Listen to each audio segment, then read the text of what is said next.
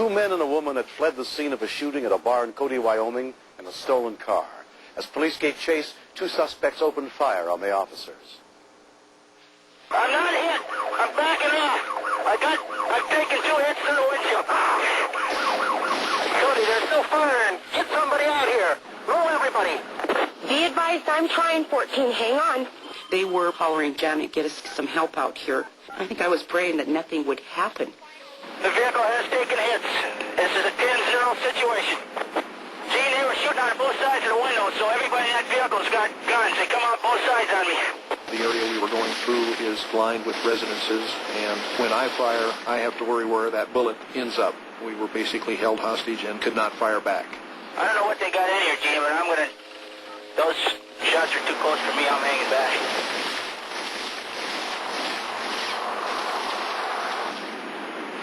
They were doing 30 to 35 miles an hour. It was apparent that they weren't trying to get away as much as they were trying to get us away from them by killing one or all of us if they could. It appeared that they would reload, and when they were reloaded, brake lights would come on the car to give them a more stable firing platform, and then they would open up on us again. Hey, the brakes are coming on. Affirm. 4 shots fired, Cody. 10-4-14. That's the 3rd time they shot at me. Back off, Stan. Back off a little. When you leave town, you go through a very narrow canyon, which has 3 tunnels in it. At that point, we had dropped back to a distance of approximately a quarter mile. They're still firing. They got something. Take over, Gene. I was terrified that he had been hit himself and was in fact injured.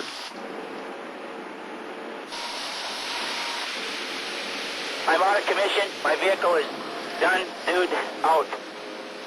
And, I'm down. The car took hits through the radiator, so I had to discontinue the pursuit just prior to entering the tunnel. Wyoming and Dutcher, who were behind me, continued on, attempting to locate the suspects. Dutch, I don't see him. Watch the ambush. We lost him here. We began to slow the pursuit so that we could see what we were going into. We were concerned that we might drive through the tunnels and find them barricaded behind their car, ready to open fire on our cars point blank.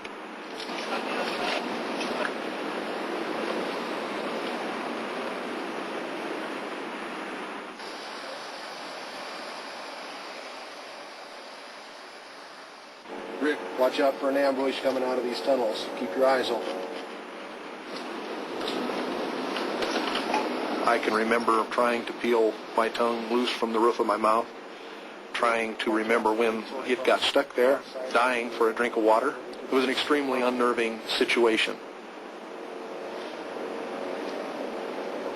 We realized after we got to the other side of the tunnels that we had lost them and that we were going to need further help from a lot more officers. The only way in to this canyon was the road we were on, and the only way out was through Yellowstone National Park. We had the dispatcher radio in to Yellowstone National Park to seal off that entrance, and we set up a roadblock about 1 mile past the tunnels.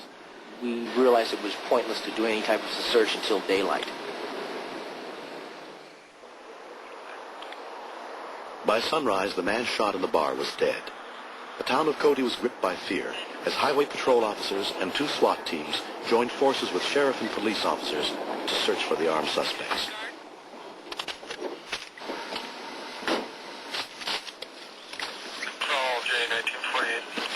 Gentlemen, gather around here. I'm going to show you what we've got. We felt that we had them contained within a 40-mile area, which consists of many, many side roads, cabins, summer cabins. A lot of these cabins are unoccupied in the wintertime due to the heavy snowfall in the area.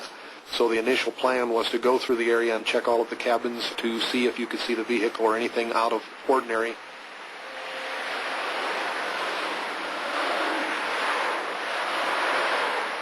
Two-man units were assigned to check each road and the cabins on it.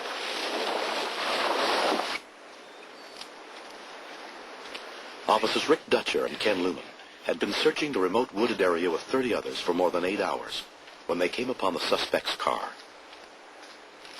Rick, take cover!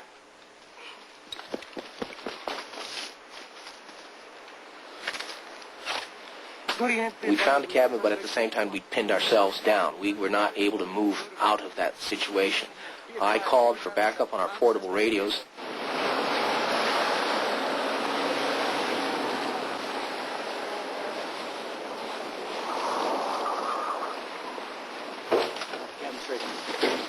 You keep it right.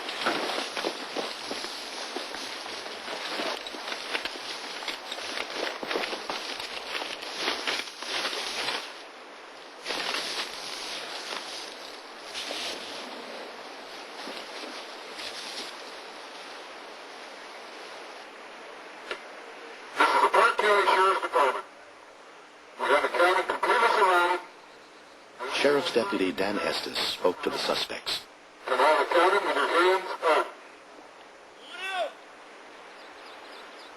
We had no response of any kind from the cabin.